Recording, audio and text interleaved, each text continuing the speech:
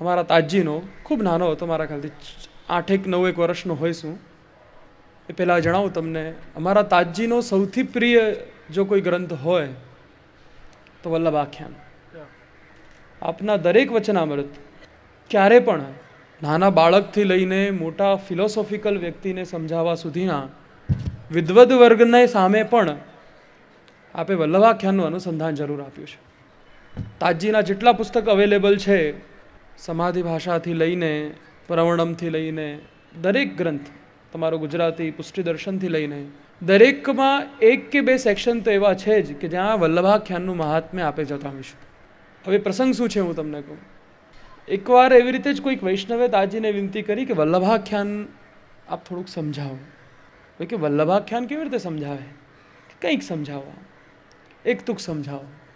તો વંદુ શ્રી વિઠ્ઠલ વર સુંદર નવ ઘનશ્યામ તમાલ. નવ ઘનશ્યામ તમાલ, તો શ્યામ તમાલ જે શબ્દ છે એ 3.5 કલાક ચાલ્યો હતો. કેવલ શ્યામ તમાલ.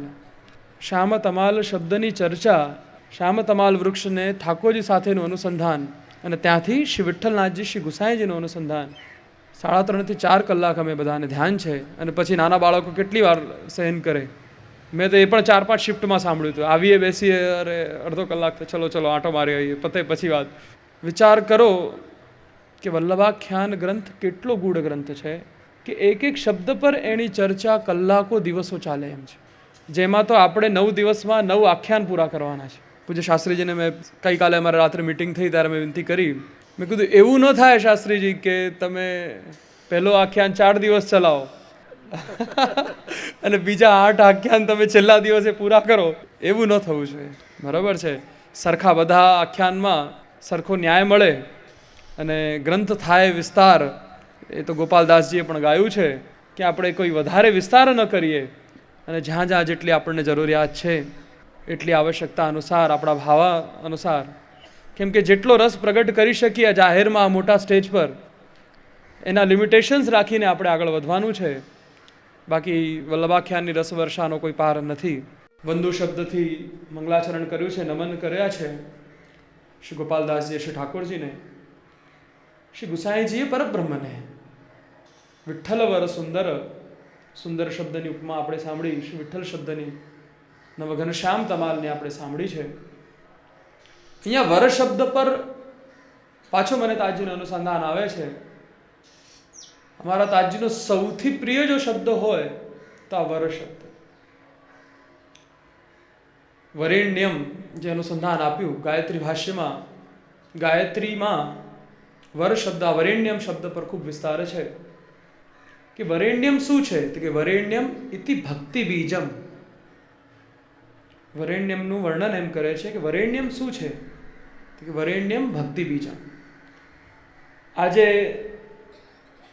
શ્રી વિઠ્ઠલના સ્વરૂપના વર્ણન સમજવા માટે, એમના પ્રત્યે ભક્તિ જાગૃત કરવા માટે, રતિ જાગૃત કરવા માટે આ પ્રથમ તુકથી આપણા મનમાં, આપણા હૃદયમાં આ ભક્તિનું બીજ રોપવામાં આવી રહ્યું છે. વરેણ્યમ ઇતિ ભક્તિ બીજમ. વિઠ્ઠલ વર.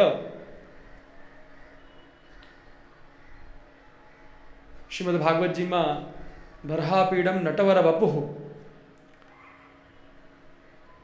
આપણા ઈષ્ટ જે છે એ પણ કોણ છે? નટવર. નટ એટલે નાચવાવાળો નહીં, નટ એટલે હીરો. પિક્ચરમાં સૌથી શ્રેષ્ઠ પાત્ર કોણનું હોય? હીરોનું હોય ને. તમે એવું જોયું કે હિરોઈન એક હોય ને 4-5 હીરો હોય, એટલે એના ધણી 4-5 હોય એવું જોયું તમે કોઈ દિવસ? નહીં. પણ નટ એક હોય ને એની 3-4 હિરોઈન હોઈ શકે. બરાબર છે. તો નટવત વરવત.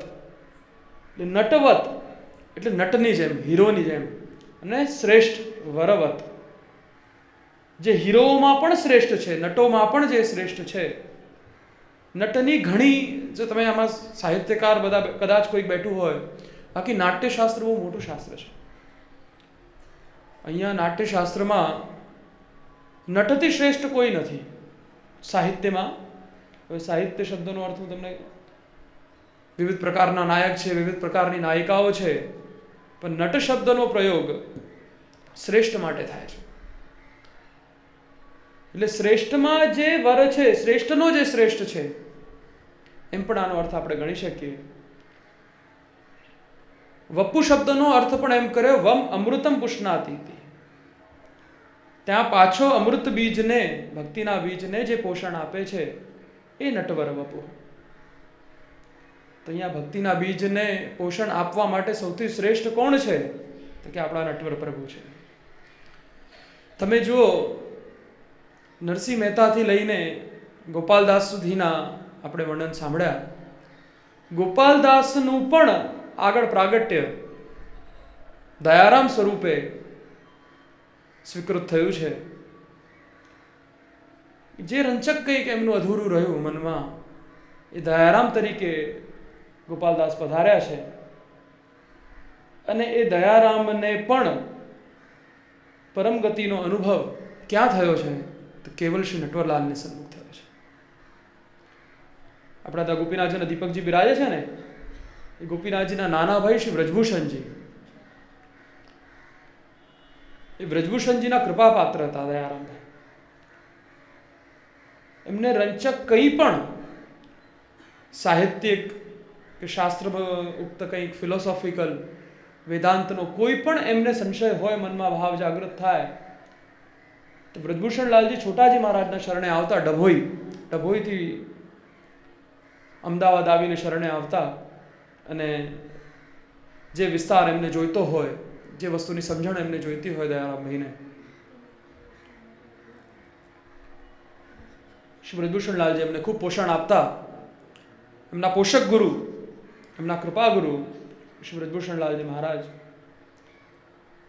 દયારામભાઈના અનુભવ મંજરીમાં ખૂબ જગ્યાએ વ્રજભૂષણજીનો વર્ણન છે.